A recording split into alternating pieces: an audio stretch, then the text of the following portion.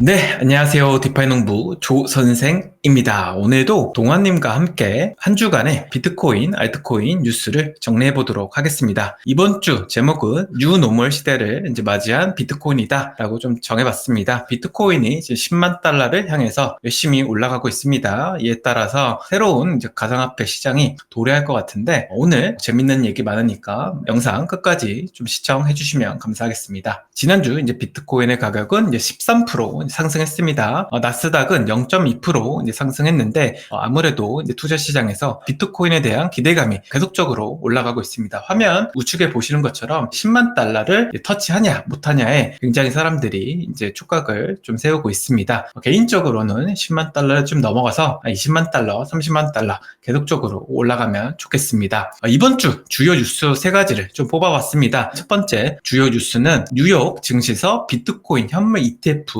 옵션 거래가 드디어 이제 개시가 됐습니다. 화면 우측에 보시면 블룸버그 이제 리서처인 에릭 발추너스가 이제 트위터 하나를 이제 올렸습니다. 내용은 즉슨 현물 ETF 옵션 거래에 이제 개시되고 나서 대부분의 이제 투자자들이 이제 콜옵션을 이제 매수하기 시작했다. 그리고 그 규모가 굉장히 많았다고 하는 내용을 좀 올렸습니다. 이것을 좀 해석해 보면은 여러 이제 비트코인 이제 거래를 하고자 하는 기관 투자자들이 기존까지만 하더라도 IBIT ETF를 이제 매수하고 이제 해지할 수 있는 방안이 없었었는데 옵션으로 이제 해지할 수 있는 방법이 생김으로써 더 큰 자금을 투자할 수 있는 길이 열렸다라고 여러분들은 생각하시면 좀 될 것 같습니다. 두 번째 주요 뉴스는 트럼프 취임 앞두고 연준이 내달 금리 동결 전망을 이제 내놨습니다. 화면 우측에 보시면은 금리 동결에 대한 이제 확률이 굉장히 높아졌는데 동원님 이거 어떻게 된 걸까요? 요거 같은 경우는 저번 주에도 잠깐 말씀을 드렸는데 파월 연준 의장도 연설을 했었고 저번 주에 이제 왕비둘기 중에 하나로 꼽히는 구스비 여는 총재가 이제 얘기를 했었죠. 또 뭔 얘기를 했었냐면 우리가 사실 연내 100bp를 내리려고 했었는데 12월 달에는 조금 안 내릴 수도 있을 것 같아 라는 이제 좀 시사를 하면서 비트코인 잠깐 이제 조정받고 그런 일들이 있었는데 이번 주에도 사실 연준 이사들이 비슷한 얘기를 했어요. 이번 주에 나왔던 이사들은 오른쪽 화면에 보이는 흑인 여자분은 리사 쿡 이사라고 하는 연준 이사인데 이 사람과 우리가 잘 아는 메파로 알려진 미셸 보우먼 이사 두 명이 이제 연설을 했습니다. 리사 쿡 워딩 중에는 좀 주목해 볼 만한 건 우리가 아직 인플레이션 관련해서 갈 길이 멀다. 고용 리스크가 있는 상황인 건 맞는데 최근 몇 달 데이터 보면 그게 좀 줄어든 것 같기도 해. 근데 어쨌든 금리는 좀 내려야 될 것 같지만 그래도 데이터를 보고 결정해야 될 것 같아. 라는 게 이제 이분의 워딩이었고 그리고 메파인 미셸 보우먼 같은 경우는 조금 더 강경한 노동시장 보니까 매우 괜찮아. 그리고 니들 알지? 내가 9월 FOMC 때 50bp 내리지 말자고 나 혼자 반대에 던졌던 거 알지? 지금 물가 안정 리스크가 나는 더 크다고 보고 그리고 정책 금리가 우리가 생각하는 것보다 훨씬 지금 중립적인 수준에 와 있을 수 있다. 이런 얘기를 했어요. 근데 저번 주에 제가 정책 금리 말씀드리면서 잠깐 뭐라고 했었냐면 연준 애들은 그냥 지가 하고 싶은 얘기를 할 때 정책 금리 얘기를 꺼내는 경향이 있다라고 해서 정책 금리가 우리가 생각하는 것보다 밑에 있다라고 생각하면 여기에 맞춰서 지금 금리를 더 내려야 되는 거고 지금 미셸 보우먼은 뭐라고 했냐면 정책 금리가 우리가 생각하는 것보다 가까운 데 있을 수 있다. 그 얘기는 금리를 더 내릴 필요가 없다라고 생각한다는 뜻이에요. 이 사람은 12월 FOMC 때도 아마 동결의 표를 던질 가능성이 전 굉장히 높다고 보고 4월부터 동결 가능성을 시사했으니까 분위기는 그렇고요. 2주 연속 이런 분위기고 아마 제가 보기에는 구체적인 어떤 숫자나 지표는 물가 관련 지표들 있잖아요. 고용 지표, PCE 데이터, CPI 데이터 이런 것들이 나올 때 아마 시장에서는 반응을 할 것 같습니다. 아직까지는 동결 확률이 59.4%로 조금 더 높은 그런 상황이에요. 이 얘기는 근데 뭐냐면 아직 우리의 비트코인 가격에는 12월 FOMC 동결이 본격적으로 반영되지 않았다는 뜻입니다. 그래서 이게 이제 수치가 동결 확률이 점점 높아질수록 비트코인 가격이 좀 더 조정받을 가능성은 높아진다고 보면 돼요. 네, 그리고 마지막 뉴스는 게리 겐슬러 SEC 위원장이 내년 1월에 사임한다고 공식적으로 공식적으로 이제 발표했습니다. 화면 이제 우측에 보면 이제 게리 겐슬러가 있는데, 게리 겐슬러는 이제 지속적으로 이제 암호화폐에 대한 부정적인 견해를 내보이고, 실질적으로 이제 블록체인 관련 이제 사업을 하는 여러 유수 기업들의 웰 노티스를 이제 날리면서 시비를 좀 걸었던 분입니다. 그래서 사임 소식이 알려지자마자 비트코인과 다른 알트코인들이 굉장히 많은 상승을 좀 보이고 있습니다. 동환님이 보시기에는 게리 겐슬러 사임, 이거 어떻게 받아들여야 될까요? 트레이딩 하시는 분은 아시겠지만 저희가 녹화한 날짜 22일 금요일 밤 한 11시 정도입니다. 게리 겐슬러 사임은 정확한 시간 아마 22일 새벽 1시 정도일 걸로 제가 기억하는데, 그때쯤 이제 나왔죠. 비트코인이 98K로까지 올라갔다가 사실 95K까지 조정을 받고 있었던 타이밍입니다. 근데 이 소식이 딱 나오자마자 모든 코인이 다 10%씩 올랐어요. 비트코인은 10%까지는 오르진 않았지만 어쨌든 굉장히 호재였다라는 거였고, 사실은 11월 15일에도 공개 연설에서 용퇴를 하겠다, 그만두겠다라는 부분을 좀 시사하는 발언을 했었어요. 그래서 아주 새로운 뉴스는 아니었는데 어쨌든 트럼프 공약이었지만 SEC 위원장이 법적으로 임기가 정해져 있어서 될지 안 될지는 약간 불확실했던 내용이었는데, 확정이 됨으로 해서 그 효과로 이제 코인들이 많이 올랐다. 그리고 특히 지금 SEC랑 그냥 혼을 건 소송을 하고 있는 리플 같은 경우, 그리고 이제 증권성이 굉장히 높다라는 지적을 받았던 솔라나 같은 경우, 솔라나는 사실 다음 ETF가 된다고 하면 솔라나가 아니겠느냐 이런 평가를 받고 있는 코인이기도 하죠. 그래서 조금 더 견조한 상승 등이 나왔던 것 같고요. 이더리움도 사실 유일한 상승이었습니다. 이번 주에 이더리움이 이번 주에 굉장히 빌빌거리는 모습을 보이다가 어제는 간만에 상승을 하는 그런 모습을 보였습니다. 말씀드렸다시피 단기적으로 이 소식의 가장 좀 호재인 코인은 현물 ETF 신청서가 제출되어 있는 코인 2개, 솔라나하고 리플일 수 있고요. 다만 저희가 좀 주의해야 되는 건 당장 그만두겠다라고 얘기를 한 게 아니라 내년 1월 20일이 트럼프 취임일인데 그날 그만두겠다라는 얘기를 했거든요. 그래서 보통 이제 SEC 위원장은 정권이 바뀌면 사임을 하는 게 전례예요. 그러니까 모든 사람이 그렇지는 않았지만 어쨌든 기한이 1월 20일로 나온 걸로 봐서는 겐슬러가 뭔가 미션이 하나 남아있는 것 같다라는 추정이 가능합니다. 이 미션이라고 하는 거는 누구를 굉장히 유리하게 만들어주는 거일 수도 있고요. 가령 SEC가 뭘 승인해준다든지, 아니면 겐슬러가 그만두기 전에 한번 마지막으로 똥을 싸고 가는 거죠. 누구를 굉장히 괴롭히고 이제 가는 그런 방식이 아마 될 것 같고, 지금 이 얘기가 나온 걸로 봐서는 게리 겐슬러의 다음 행선지가 정해졌다라고 봐도 될 것 같습니다. 그래서 어쨌든 전반적으로 봤을 때는 우리 모두가 굉장히 반가워해야 되는 그런 소식인 것 같습니다.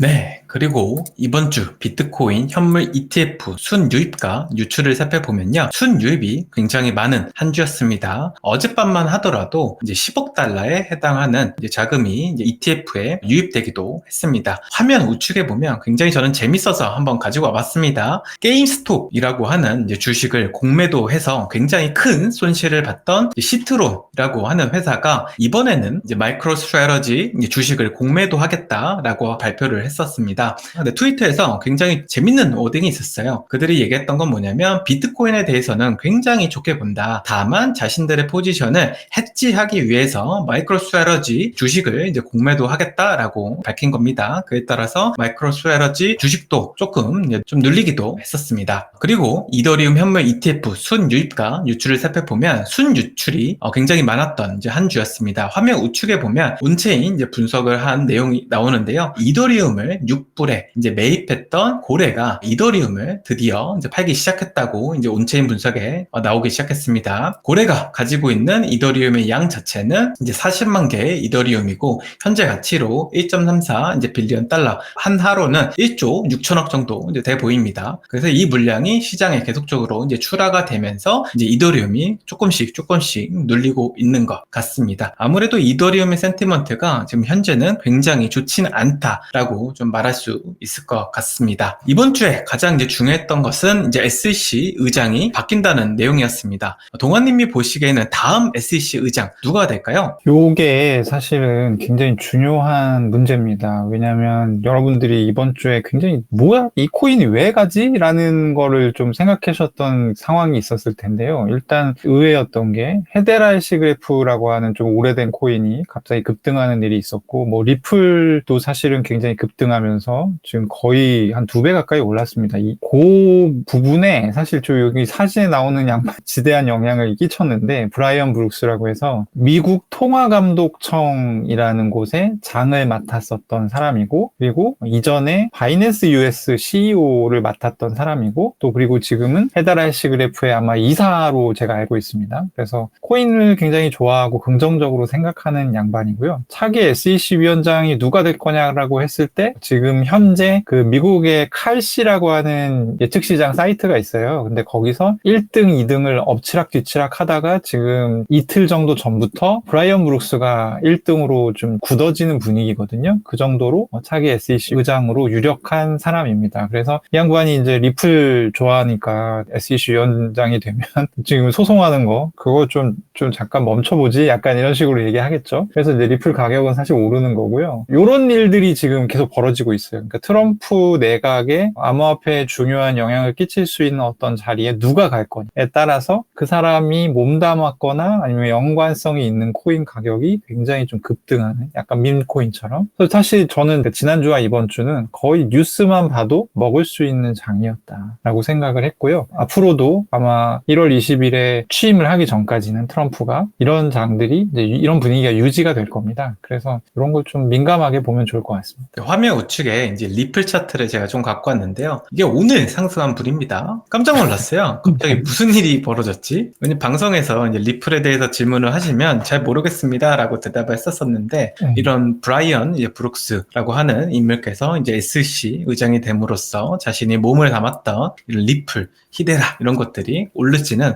꿈에도 좀 몰랐습니다. 그래서 조금 더 생각에 좀 전환이 필요한 시점이 아닌가라고 저도 생각을 좀 했습니다. 두 번째 이제 중요한 뉴스는 트럼프 이제 대통령께서 이제 백악관 암호화폐 자문직을 신설하고 있다고 하는 내용이 좀 나왔습니다. 이 자문직이라는 게 기존까지만 하더라도 이제 SEC에서 모든 가상화폐에 대한 이제 질서를 이렇게 담당했었는데, 이 암호화폐 자문직이 이제 신설되면서 아무래도 SEC가 독단적으로 행동할 수 없는 상황이 된 것 같습니다. 동아님이 생각하시기에 이거 어떤 의미가 있을까요? 먼저 이 양반이 누군지를 좀 설명해야 될 것 같은데, 이제 크리스 지안카를로라고 해서 이 사람은 굉장히 오래전부터 암호화폐 업계에서 좀 약간 방귀깨나 끼는 레거시 인사로 알려진 사람이에요. 실제로 CFTC를 맡았었고, 가장 사실은 브라이언 브룩스 전에 이 사람이 SEC 위원장이 될 가능성이 높다라는 하마평에 올랐었던 사람입니다. 근데 최근에 지난주인가에 나는 게리 겐슬러 똥 치우는 사람 하고 싶지 않다라고 고사를 했어요. 그러다 보니까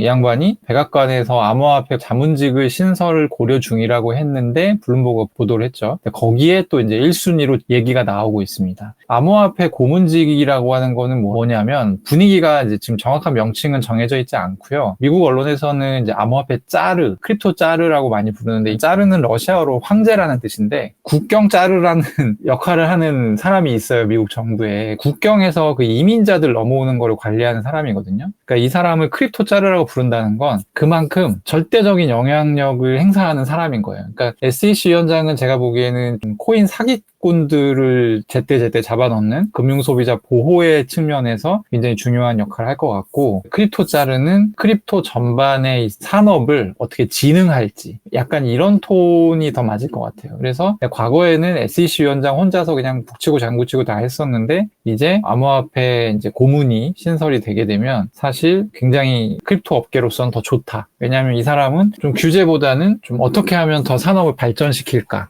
이런 걸 고민을 하게 될 가능성이 높기 때문에, 어쨌든 지금 누가 할지는 정해지진 않았지만 크리스 지안카를로가 굉장히 가능성이 높다, 이런 평가를 받고 있습니다. 네, 이번 한 주에 이제 알트코인 뉴스를 좀 알아보도록 하겠습니다. 이번 한 주는 솔라나가 모든 걸 다 했다라고 봐도 과언이 아닐 것 같습니다. 솔라나 이제 스팟 ETF 이제 신청이 들어가면서 사람들이 ETF 승인 여부에 촉각을 좀 세우고 있습니다. 화면 좌측에 보시는 거는 이제 비트와이즈라고 하는 자산운용사에서 이제 솔라나 ETF를 승인해달라고 이제 신청했다라는 이제 소식이 들려왔습니다. 이렇게 솔라나가 최근 들어서 굉장히 좋은 퍼포먼스를 성과를 내고 있기 때문에 이제 솔라나 ETF도 좀 기대감이 좀 올라가고 있고, 화면 우측에 보시면 이제 솔라나에서 발생되는 이제 비용 수익을 집계한 내용입니다. 4분기 한 달 남은 시점에서도 지금 현재 솔라나 네트워크에서 발생되는 이제 비용 수익 자체가 400밀리언 달러, 한 하루는 한 5천억에서 6천억 사이를 넘어가고 있습니다. 대부분의 이제 수익은 이제 솔라나와 이제 지토가 이제 가져가고 있고, 이 지토라고 하는